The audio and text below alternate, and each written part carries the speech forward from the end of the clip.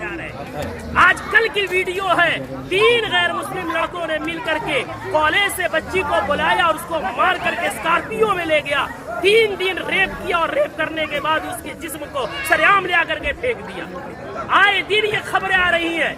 मैं पूछना चाहता हूँ, इसके पीछे के जिम्मेदार मुआशरे के हमारे और आप जैसे बेगैरत लोग नहीं है जो शादियों में, नाच गानों में, पैसों में आग लगा रहे और आग लगा करके शादियों को इतना मुश्किल बना दिया कि वक्त में शादियां नहीं हो रही है, जिसकी वजह से हमारी बेटियां, जज्बात उनमें भी है, जज्बात की रो में बह करके एजुकेशन वाली बच्चियां गैरों के गोद में खेल नहीं रही है, बल्कि टिश्यू पेपर बना करके उन्हें इस्तेमाल करके गली कूचों में फेंक नहीं दिया जा रहा है, बल्कि उनके चेहरे उड़ाए जा रहे हैं। इतने अदब एहतराम के साथ बार बार इसरार करने के बाद झुक करके, बाप कह करके, भाई कह करके, ईमान का हवाला देकर, इस्लाम का हवाला देकर, पूरी सोसाइटी के आदो पैमान का हवाला देकर के कहा गया, लेकिन फिर क्यों नहीं माने?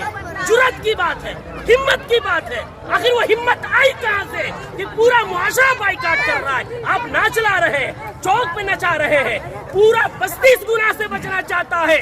खुदा का खौफ खाए हम लोग, कल क़यामत में क्या मुंह दिखाएंगे? पूरे गांव में नचाते हुए लेकर आते हैं, मस्जिद के सामने से लेकर आते हैं, पूरे गांव में। ये क्या है? इसको जिद नहीं कहते हैं तो और क्या कहते हैं? इसको हठधर्मी नहीं कहते हैं तो क्या कहते हैं?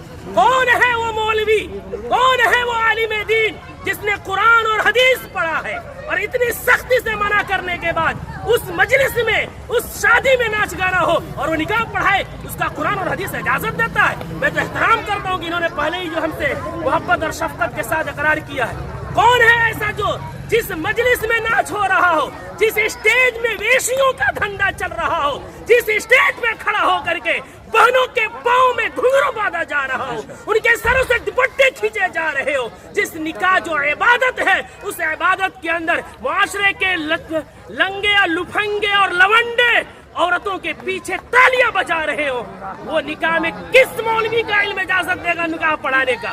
कौन सी कुरान इजाजत देगी? कौन सी हदीस इजाजत देगी? यहाँ सब कलिमा पढ़ने वाले हैं। हम मरेंगे, रब के सामने हाजिर होंगे। दुनिया की बात छोड़े, हमें ये खौफ क्यों नहीं आता कि निकाह एक इबादत है, नमाज भी इबादत है। नमाज में अगर कोई गाना बजाए, नमाज का मजाक है। निकाह में कोई गाना बजाए, वो निकाह का मजाक नहीं तो क्या है?